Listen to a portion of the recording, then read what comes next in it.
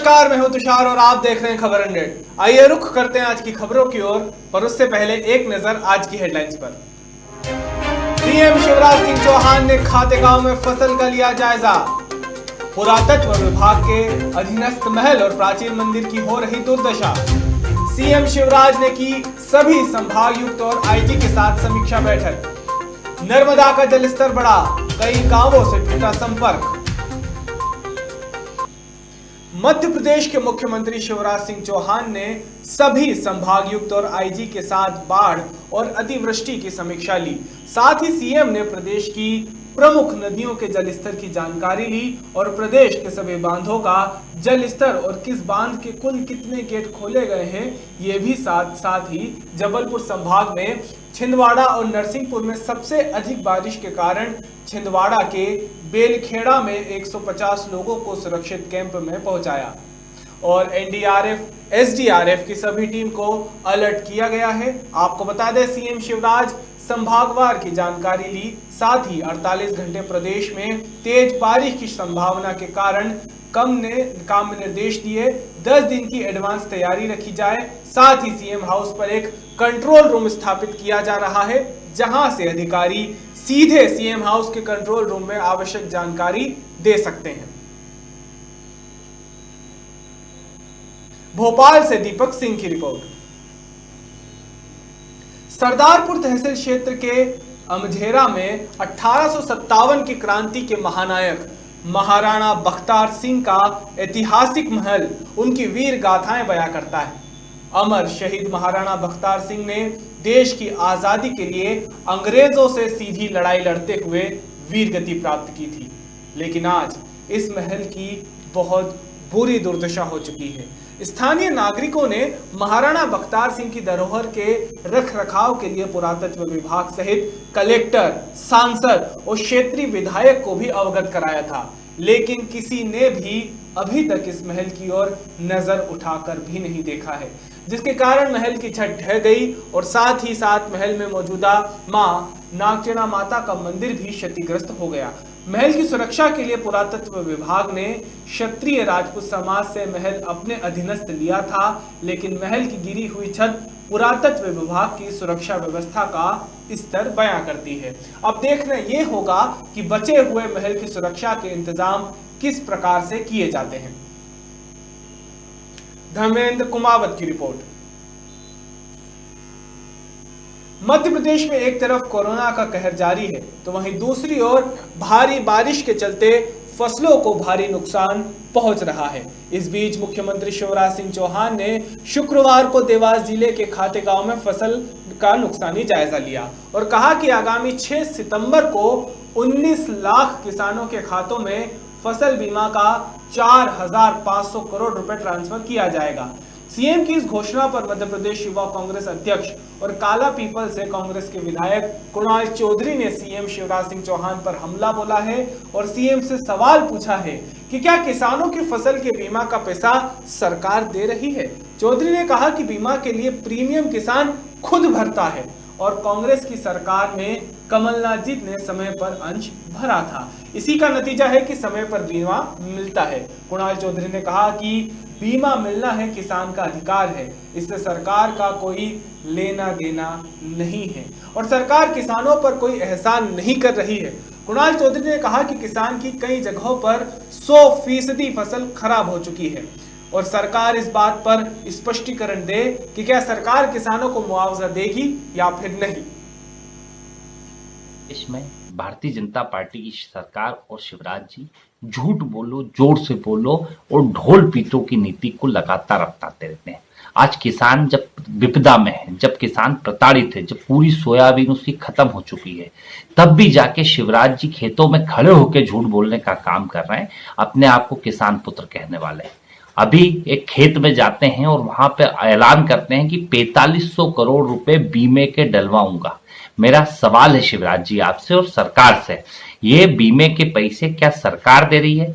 बीमा वो होता है जिसमें किसान अपने प्रीमियम भरता है और कमलनाथ जी की पिछली सरकार ने जो अपना अंश भरा था, जिसे आप हमेशा झूठ बोलते थे कि कांग्रेस की सरकार अपना अंश नहीं भर रही है समय पे, और उसी का नतीजा है कि समय पे बीमा मिलता है और ये किसान का अधिकार है, ना कि इसमें कोई आप एहसान कर रहे हो कि जो बीमा कंपनियों से हमें लेना है। आज लगातार किसान प्रताड़ित है। आपने 3 दिन तारीख तो बढ़ा दी, पर किसानों को कितनी समस्या बीमा करवाने में आ रही है, ये फील्ड पे जाके देखेंगे तब आपको समझ में आएगा।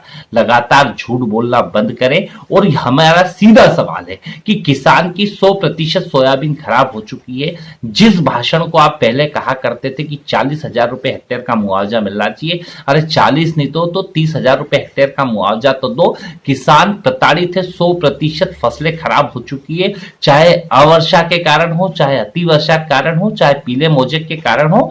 आप खेत में उतर के किसानों की फसलों को देखते हुए उम्मीद थी किसान को कि आप उस 40,000 रुपए हेक्टेयर के मुआवजे का ऐलान करोगे, पर आपने सिर्फ बीमा, क्योंकि बीमा तो किसानों का अधिकार है, इसमें आपका एक भी योगदान नहीं है, इसमें कोई सरकार का काम नहीं रहता, ये किसान का हक और अधिकार है, और उसमें भी आप साठगांठ करके किसानों को कम बीमा दिलवाने का काम करते हैं। मेरा पुनः आग्रह, झूठ की राजनीति बंद करें, किसान की समस्या में जले पे नमक छिड़कना बंद करे और सीधे सीधे मुआवजे का ऐलान सरकार करे कि कितना मुआवजा देंगे, और सर्वे करा के जब 100% हमारे फसलें खराब है तो सीधे अकाउंट्स में पैसे डाले जाए। अभी सर्वे की भी कोई जरूरत नहीं है, सीधे सीधे किसानों के खाते में 40,000 रुपए हेक्टेयर के पैसे डालना चाहिए। तब लगेगा कि आप एक किसान पुत्र और मध्य प्रदेश की जनता के मुख्यमंत्री दिखेंगे, पर आप झूठ बोलने की राजनीति बंद। तेज बारिश के चलते प्रदेश में हालत नाजुक बनी हुई है, जिसके कारण निचली बस्तियों में पानी भरा हुआ है। इसी बात को लेकर पूर्व मंत्री पीसी शर्मा का बड़ा बयान सामने आया है। पीसी ने कहा कि कोई बताने के बाद भी प्रशासनिक अधिकारी ध्यान नहीं दे रहे हैं, जिसके चलते लोगों का नुकसान हो रहा है। साथ ही पीसी शर्मा ने मांग करते हुए कहा कि जहां बारिश का पानी भर रहा है वहां पर पहले से अधिकारी अलर्ट हो जाएं, जिससे लोगों का नुकसान ना हो। साथ ही किसानों की फसलों का जहां नुकसान हुआ है उसके लिए भी 1-1 लाख रुपए हेक्टेयर सरकार किसानों को दे। चलो इतना तो माना उनने कि छोटे छोटे किसानों के माफ़ किए हैं, ये जो माना है उनने कि छोटे किसानों को माफ़ किए, उसके लिए उनका धन्यवाद।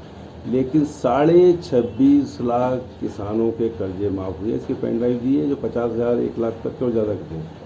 और मैं बार बार कहता हूँ कि 1 जून से 2 लाख वाले ऋण भी माफ़ होना था। मेरा तो कहना एक ही है कि जिस समय ये सब निर्णय हुए थे, सिंधिया जी भी थे वहाँ मंच पर और 15 महीने साथ रहे। 6 विधायक जो मंत्री थे, आज भी मंत्री हैं, वो भी थे वहाँ कैबिनेट में।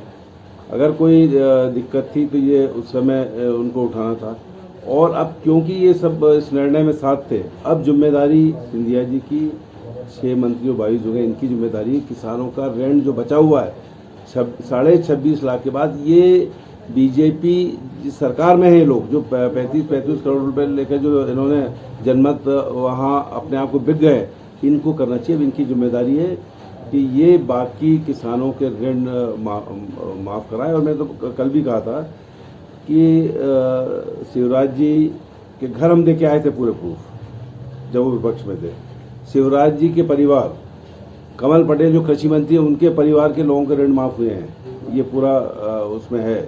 जो डामोर चुनाव लड़ा था वहाँ से विधायक का झाबुआ में भूरिया जी के खिलाफ, उसके परिवार के हुए थे, ये सब प्रूफ हैं। और इसमें कहीं है तो करें FIR, जो कह रहे थे FIR करेंगे। अभी तो ये कह रहे हैं कि हम जांच कराएंगे 6 महीने की, जो भी हुआ उसमें आज ही कहीं मैंने पढ़ा है कि 145 एकड़ जमीन 100 रुपये में दी थी सिंधिया परिवार को, तो कराएं जांच और कैंसिल करें फिर अगर ऐसा गड़बड़ है तो। पुराने बिलों और CBI जांच को और बाकी जितने भी जांच चल रही है उसका रिजल्ट आने दीजिए। हो ये रहा है कि बिहार चुनाव के चक्कर में उसको पूरे बड़े बड़े मीडिया हाउसेज उस चीज़ को उभार रहे हैं, और जो रोज़मर्रा की चीज़ें, आज लोग बेरोजगार हो रहे हैं, इकोनॉमिक पोजीशन ठप हो गई है, कोरोना में हिंदुस्तान सबसे ज़्यादा यहाँ पे डेथ हो रही, ज़्यादा संक्रमित हो रहे, इन बातों का कहीं सामने नहीं आ पाता।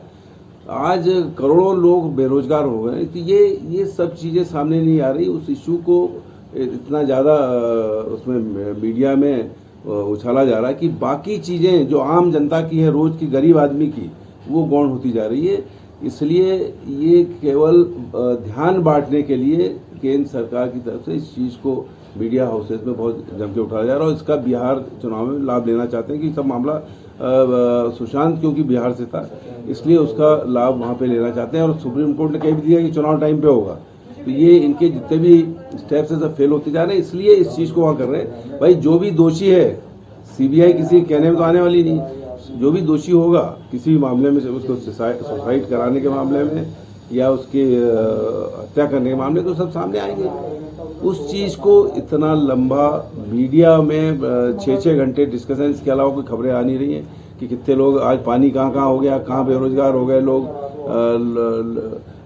कल ही एक किसी उसमें मैंने देखा था कि आज 12-14 लाख करोड़ रुपए की आवश्यकता है जिससे इकोनॉमी की पोजीशन ठीक हो। हम 5% जीडीपी से जाकर 1 और उससे नीचे चले गए। ये इन चीज़ों को कौन उभारेगा? कभी पता लगा कि चाइना की स्टोरियाँ चलने लगती है, कभी सुशांत की चलने लगती है, बाकी जो आम जनता हिंदुस्तान की है, गरीब आदमी है, जो परेशान हो रहा है, जो युवा परेशान हो रहा है, उसकी कहीं बात नहीं हो रही। ये मेरा मतलब था कि ध्यान बांटा जा रहा है। ठीक, रात से ही फोन आ रहे हैं जो निचली बस्तियां हैं, और हर बार हमने ये जिला प्रशासन से और कलेक्टर से और नगर निगम से मांग की कि बरसात के पहले पूरे नाले और जहाँ जहाँ पानी बढ़ता है वहाँ पूरी व्यवस्था होना चाहिए। दूसरी वो टीम हो जो तुरंत वहाँ पहुँच जाए, लेकिन कई इंस्ट्रक्शन देने के बाद भी कई बार बात होने के बाद फिर पानी भरा है जगह जगह, और लोगों के घरों में पानी भर गया, उनके सामान बह गए हैं। मेरी जिला प्रशासन से मांग है कि ऐसे स्थलों को अभी, क्योंकि अभी बरसात 2-3 दिन और होना है, इनको चिन्हित करके वहाँ पे हेल्प ग्रुप भेजा जाए और उनकी मदद की जाए। उनको कुछ सुरक्षित स्थानों पे कम्युनिटी हॉल में वहाँ वो किया जाए। और पूरे मध्य प्रदेश में बाढ़ के हालात हैं, और होशंगाबाद, नरसिंहपुर में भी बहुत पानी गिरा है। तो मैं समझता हूँ कि समुचित व्यवस्था, वहाँ जो नुकसान हुआ है लोगों को, वो लोगों को नुकसान की भरपाई करना चाहिए शासन को। और जो खेती सोयाबीन का जो नष्ट हुई है फसल, उसके 40-40 हज़ार रुपये देने की मुख्यमंत्री ने घोषणा की थी। हमारी मांग है कि 1-1 लाख रुपए पर हेक्टेयर उसमें दिया जाए, जिससे किसान का आगे का काम चल सके। ये हमारी मांग है सरकार से। ऊपरी क्षेत्र में लगातार तेज बारिश के कारण नर्मदा का जलस्तर बढ़ते ही जा रहा है, जिसके चलते नर्मदा नदी पर बने बांधों में पानी और उसकी सीमा तक भर जाने के बाद में अब तवा और ओमकारेश्वर डैम के गेट खोल दिए गए हैं, जिसके चलते नर्मदा का जलस्तर लगातार बढ़ते ही जा रहा है और कई गांवों से संपर्क भी टूट चुका है। इसी को ध्यान में रखते हुए अन्य गांवों में प्रशासन अलर्ट पर है। लोगों को सुरक्षित स्थान पर पहुंचाने का काम प्रशासन कर रही है। वहीं प्रशासन ने सभी लोगों को नर्मदा नदी के पास ना जाने की चेतावनी दी है। बढ़ते जल स्तर को दृष्टिगत रखते हुए सतत प्रशासन निगरानी बनाए हुए हैं। एसडीएम साहब के निर्देश पर समय समय पर भ्रमण किया जा रहा है और कोटेश्वर में लगभग पूर्ण रूप से दुकानदार और पंडित पुजारी वगैरह खाली करवा दिया है। कुछ एक पंडित पुजारी वगैरह बचे हैं, वो भी अपना सामान ले जा रहे हैं और 1-2 घंटे बाद वो भी पूरी तरह से खाली कर दें। प्रशासन सतत सतर्क और बनाए हुए हैं, निगरानी रखे हुए हैं। अभी के लिए केवल इतना ही, लेकिन ताज़ा खबरों के लिए देखते रहिए खबर 100, जनता की बुलंद आवाज।